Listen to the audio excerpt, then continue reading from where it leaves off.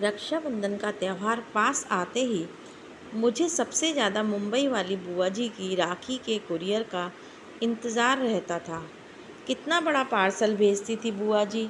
तरह तरह के विदेशी ब्रांड वाले चॉकलेट, गेम्स, मेरे लिए कलरफुल ड्रेस, मम्मी के लिए साड़ी, पापा जी के लिए कोई ब्रांडेड शर्ट। इस बार भी बहुत सारा सामान भेजा था उन्होंने। पटना और रामगढ़ वाली दोनों बुआ जी ने भी रंग बिरंगी राखियों के साथ बहुत सारे गिफ्ट्स भेजे थे। बस रोहतास वाली जया बुआ की राखी हर साल की तरह एक साधारण से लिफाफे में आती थी। 5 राखियाँ, कागज़ के टुकड़े में लपेटे हुए रोली चावल और 50 का एक नोट। मम्मी ने चारों बुआ के पैकेट डाइनिंग टेबल पर रख दिए थे ताकि पापा ऑफिस से लौटकर एक नज़र अपनी बहनों की भेजी राखियाँ और तोहफे देख लें। पापा रोज़ की तरह आते ही टेबल पर लंच बॉक्स का थैला और लैपटॉप की बैग रखकर सोफे पे पसर गए थे। चारों दीदी की राखियाँ आ गई हैं। मम्मी ने पापा के लिए किचन में चाय चढ़ाते हुए आवाज़ लगाई थी, जया का लिफाफा दिखाना जरा।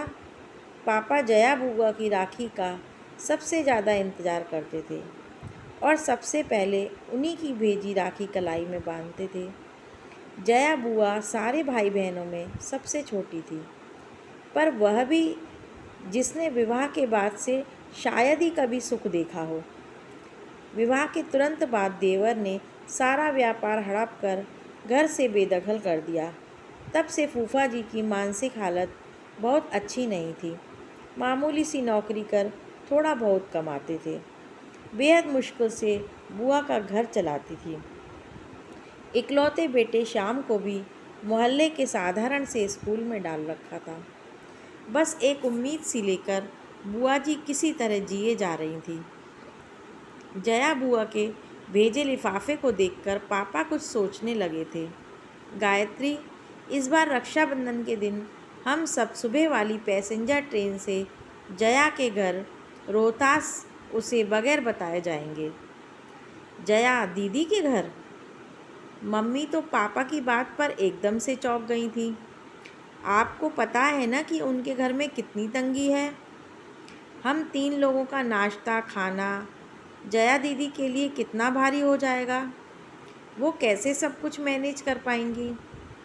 पर पापा की खामोशी बता रही थी उन्होंने जया बुआ के घर जाने का मन बना लिया है।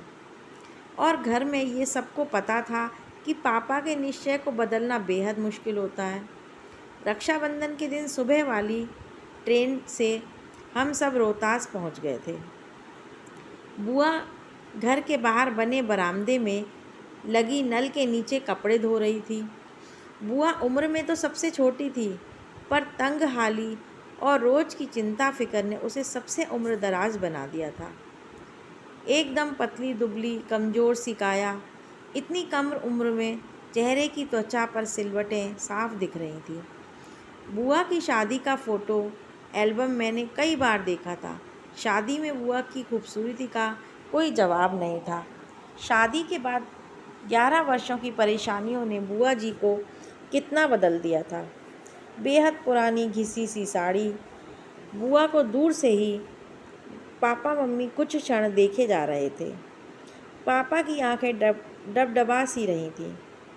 हम सब पर नज़र पड़ते ही बुआ जी एकदम चौंक गई थीं। उन्हें समझ ही नहीं आ रहा था कि वो कैसे और क्या प्रतिक्रिया दे। अपने बिखरे बालों को संभाले या अस्त व्यस्त पड़े घर को दुरुस्त करे। उसके घर तो वर्षों से कोई मेहमान ही नहीं आया था। वो तो जैसे ज़माने पहले भूल चुकी थी कि मेहमानों को घर के अंदर आने को कैसे कहा जाता है। बुआ जी के बारे में सब बताते हैं कि बचपन से उन्हें साफ सफाई और सजने संवरने का बेहद शौक़ रहा था।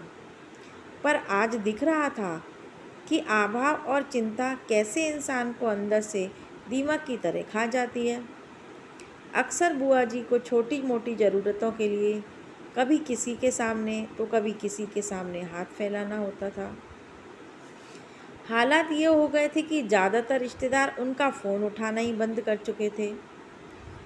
बस एक पापा ही थे जो अपनी सीमित तनख्वाह के बावजूद कुछ न कुछ बुआ को दिया करते थे। पापा ने आगे बढ़कर सैम सी गई अपनी बहन को गले से लगा लिया था। भैया भाभी मुन्नू, तुम सब अचानक आज, सब ठीक है ना? बुआ ने कांपती सी आवाज़ में पूछा था। आज वर्षों बाद मन हुआ राखी में तुम्हारे घर आने का, तो बस आ गए हम सब। पापा ने बुआ को सहज करते हुए कहा था। भाभी आओ ना अंदर, मैं चाय नाश्ता लेकर आती हूँ। जया बुआ ने मम्मी के हाथों को अपनी ठंडी हथेलियों में लेते हुए कहा था। जया, तुम बस बैठो मेरे पास, चाय नाश्ता सब गायत्री देख लेगी। हम लोग बुआ जी के घर जाते समय रास्ते में रुककर बहुत सारी मिठाइयाँ और नमकीन भी लेकर गए थे। मम्मी किचन में जाकर सबके लिए प्लेट लगाने लगी थी। उधर बुआ कमरे में पुरानी फटी चादर बिछे खटिया पर अपने भैया के पास बैठी थी।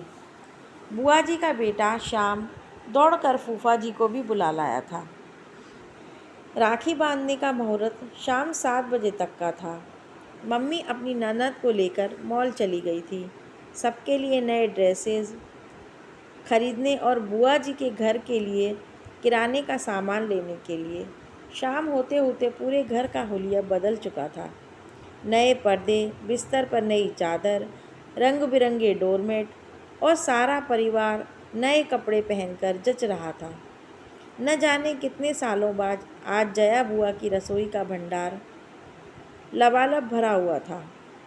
धीरे धीरे एक आत्मविश्वास सा लौटता दिख रहा था बुआ के चेहरे पर सच तो ये था कि उसे अभी भी सब कुछ स्वप्न सा ही लग रहा था। बुआ जी ने थाली में राखियाँ सजा ली थी, मिठाई का डब्बा रख लिया था।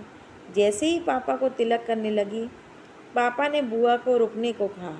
सभी आश्चर्य से 10 मिनट रुक जाओ, तुम्हारी दूसरे बहनें भी बस पहुंचने ही वाली हैं। पापा ने मुस्कुराते हुए कहा तो सभी पापा को देखते रह गए। तभी बाहर दरवाजे पर गाड़ियों के हॉर्न की आवाज़ सुनकर बुआ, मम्मी और फूफा जी दौड़कर बाहर आए तो तीनों बुआ का परिवार सामने था। जया बुआ का घर मेहमानों से खचाखच भर गया था। महाराजगंज वाली नीलम बुआ बताने लगी कि कुछ समय पहले उन्होंने पापा को कहा था कि क्यों न सब मिलकर चारों धाम की यात्रा पर निकलते हैं। बस पापा ने उस दिन तीनों बहनों को फ़ोन किया कि अब 4 धाम की यात्रा का समय आ गया है। पापा की बात पर तीनों बुआ सहमत थीं और सबने तय किया कि इस बार जया के घर सब जमा होंगे और थोड़े थोड़े पैसे मिलाकर उसकी सहायता भी करेंगे। जया बुआ तो बस एकटक अपनी बहनों और भाई के परिवार को देखे जा रही थी। कितना बड़ा सरप्राइज़ था। आज सबने उसे सारी बहनों से वो गले मिलती जा रही थी। सबने पापा को राखी बांधी। ऐसा रक्षाबंधन शायद पहली बार था सबके लिए। रात एक बड़े होटल में हम सब ने डिनर किया, फिर गप्पे करते जाने कब काफ़ी रात हो चुकी थी। अभी भी जया बुआ ज़्यादा बोल नहीं रही थी, बस वो तो सब बीच बीच में छलकते अपने आंसू पोंछ लेती थी। बीच आंगन में ही सब चादर बिछाकर लेट गए थे। जया बुआ पापा के किसी छोटी बच्ची की तरह चिपकी हुई थी, मानो इस प्यार और दुलार का उसे वर्षों से इंतज़ार था। बातें करते करते अचानक पापा को बुआ का शरीर एकदम ठंडा सा लगा तो पापा घबरा गए। सारे लोग जान गए, पर जया बुआ हमेशा के लिए सो गई थी।